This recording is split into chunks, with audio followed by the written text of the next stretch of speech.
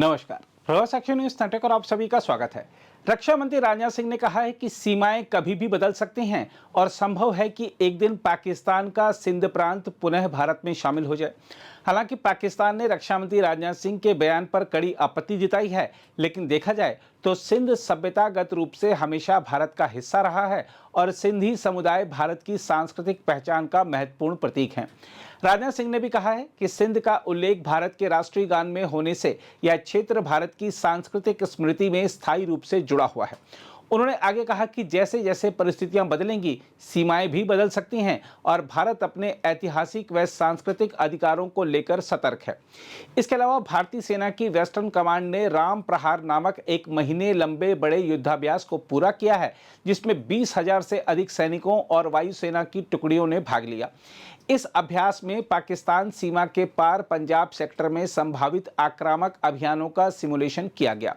Western Command के GOC in C lieutenant general Manoj Kumar Katyal ने कहा कि यदि पाकिस्तान ने किसी नए उकसावे की कोशिश की तो भारत जवाबी कार्रवाई करते हुए पाकिस्तान की धरती पर प्रवेश करने के लिए भी तैयार है।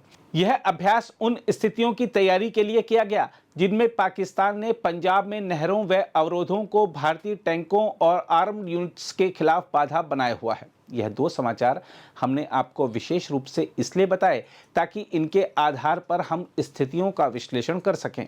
देखा जाए तो यह दोनों घटनाक्रम पाकिस्तान के लिए दो कड़वे संदेश लेकर आए हैं। इनमें एक संदेश राजनीतिक है और दूसरा सैन्य है। राजनाथ सिंह का बयान कि सीमाएं कभी भी बदल सकती हैं, कौन जानता है एक दिन सिंध भारत वापस आ सकता है, सिर्फ भावनात्मक या सांस्कृतिक टिप्पणी नहीं है। यह दक्षिण एशिया की बदलती भू राजनीति का स्पष्ट संकेत है। उधर देहरादून में वेस्टर्न कमांड का युद्धाभ्यास और जीओसी इन सी का सीधा संदेश की जरूरत पड़ी तो हम पाकिस्तान में घुसकर सबक सिखाने के लिए तैयार हैं। इन दो घटनाओं को साथ रखकर देखें तो तस्वीर साफ होती है। भारत अब प्रतीक्षा नहीं, तैयारी और पहल की रणनीति पर चल रहा है।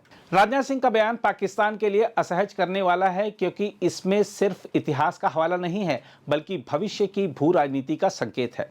सिंध भारत की सिंधु सरस्वती सभ्यता का उद्गम स्थल आज पाकिस्तान में है, परंतु सांस्कृतिक स्मृति में वह भारत का ही हिस्सा है। भारत के राष्ट्रगान में सिंधु शब्द का उल्लेख अपने आप में यह दिखाता है कि भारत की राष्ट्रीय चेतना सिंध को भूली नहीं है। जब रक्षा मंत्री कहते हैं कि सीमाएं बदल सकती हैं तो यह सिर्फ बयानबाजी नहीं बल्कि यह बताता है कि भारत आज अंतर्राष्ट्रीय कूटनीति की उस भाषा को समझ रहा है जहां शक्ति ही सीमा की परिभाषा तय करती है। रूस यूक्रेन युद्ध हो या इजराइल गाजा विवाद, 21वीं सदी ने यह सिद्ध कर दिया है कि नक्शे पत्थर पर नहीं लिखे होते और भारत यह समझ चुका है। इसके अलावा 20,000 सैनिकों, लड़ाकू विमानों, अपाचे हेलीकॉप्टरों, आर्म्ड कॉलम और नाइट ड्रॉप ऑपरेशनों के साथ हुआ राम प्रहार युद्धाभ्यास कोई साधारण अभ्यास नहीं था।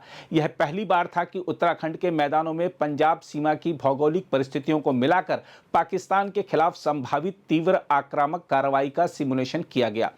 जीओसी इन सी का यह कहना कि यदि पाकिस्तान ने कोई शरारत की तो हम पाकिस्तान में घुसकर जवाब देंगे, रणनीतिक भाषा में प्रोएक्टिव ऑपरेशन डॉक्ट्रिन का संकेत है। यह बयान केवल पाकिस्तान के लिए चेतावनी नहीं बल्कि भारतीय जनता के लिए आश्वासन है कि यह नई सेना इंतजार नहीं करेगी, यह कार्रवाई करेगी। देखा जाए तो पाकिस्तान दशकों से नहरों, अवरोधों और रक्षा पंक्तियों को भारत के खिलाफ सुरक्षा कवच मानता आया है, परंतु भारतीय सेना ने अब इन स्थितियों में लड़ने की क्षमता प्रदर्शित कर दी है जिनसे पाकिस्तान अपनी रक्षा की कल्पना करता है। भारत ने यह भी दिखाया है कि वह एक साथ मल्टी डोमेन वॉर, जमीन, हवा, साइबर, ड्रोन और सटीक प्रहार सब एक साथ करने की क्षमता रखता है। इससे पाकिस्तान का पुराना बाटा शू लेवल सैन्य ढांचा पूरी तरह अप्रासंगिक हो चुका है। राजनाथ सिंह का सिंध पर बयान और सेना की तैयारियां आपस में असंबद्ध घटनाएं नहीं हैं, ये भारत की व्यापक रणनीतिक सोच का हिस्सा हैं। एक तरफ भारत सांस्कृतिक और ऐतिहासिक दावे को वैधता दे रहा है जो पाकिस्तान के विभाजन के बाद भी समाप्त नहीं हुआ, दूसरी ओर सेना यह स्पष्ट कर रही है कि यदि पाकिस्तान फिर कभी 1965 या 1999 वाला खेल खेलेगा तो मैदान सिर्फ सीमा तक सीमित नहीं रहेगा। यह वस्तुस्थिति है कि आज पाकिस्तान आर्थिक संकट में है, राजनीतिक अस्थिरता में उलझा हुआ है और उसकी सेना आतंकियों पर नियंत्रण भी खोती जा रही है। ऐसे समय में भारत की सामरिक तैयारी पाकिस्तान को बताती है कि सीमा पार शरारतें उसे पहले से कहीं अधिक महंगी पड़ेंगी। सिंध में राष्ट्रवादी आंदोलन आंदोलन जैसे सिंधी हिंदुओं और सैकड़ों सालों के सांस्कृतिक संबंधों की स्मृतियां भारत के लिए एक मनोवैज्ञानिक शक्ति हैं। पाकिस्तान जितना कमजोर होगा, सिंध जैसे प्रांतों का भारतीय सभ्यता की ओर झुकाव उतना प्रबल होगा। देखा जाए तो आज भारत एक ऐसे मोड़ पर है जहां वह न केवल अपनी रक्षा कर सकता है बल्कि अपने हितों का विस्तार करने का सामर्थ्य भी रखता है। सीमाएं बदल सकती हैं, यह वाक्य पाकिस्तान को सिर्फ चेतावनी नहीं बल्कि वह भविष्य का संकेत है जो बदलते एशिया में संभव हो सकता है। दूसरी ओर सेना का युद्धाभ्यास पाकिस्तान को यह संदेश देता है कि भारत सिर्फ कूटनीति नहीं बल्कि बल प्रयोग की स्थिति में भी तैयार और सक्षम है। बहरहाल यह वह भारत नहीं है जिसे सिंध से हाथ धोने पड़े थे, यह वह भारत है जो अपने इतिहास को याद करता है, अपने वर्तमान को मजबूत करता है और अपने भविष्य को खुद लिखने की क्षमता रखता है।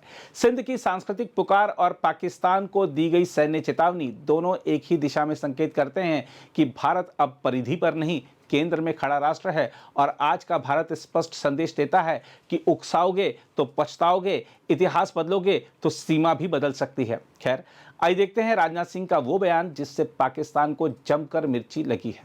और मैं यहां पर आदरणीय लाल कृष्ण आडवाणी जी का भी जिक्र करना चाहता हूं। हमारे नेता थे, आज हैं।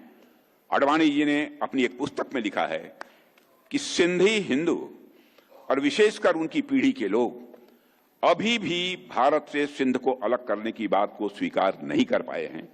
न केवल सिंध में बल्कि पूरे भारत में हिंदू सिंधु नदी को पवित्र मानते थे। सिंध के कई मुसलमान भी मानते थे कि सिंधु का जल मक्का के आबे जमजम से कम पवित्र नहीं है। यह मैं उनका कोट बतला रहा हूं, यह आडवाणी जी का कोट है। आज सिंध की भूमि, मेरे बहनों भाइयों, यह भारत का हिस्सा भले ही न हो, लेकिन सभ्यतागत रूप से सिंध हमेशा भारत का हिस्सा रहेगा। और जहां तक जमीन की बात है तो बॉर्डर्स तो बदल सकते हैं, क्या पता कल को सिंध भारत में फिर से वापस आ जाए।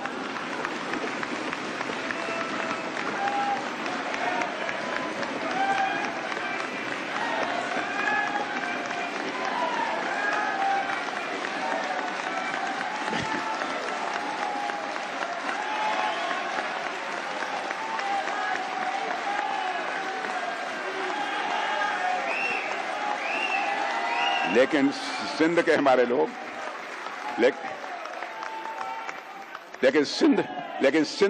लोग सिंध के हमारे लोग जिन्होंने सिंधु नदी को पवित्र माना है, हमेशा हमारे वो अपने रहेंगे, वो चाहे कहीं भी हों, हमेशा अपने रहेंगे।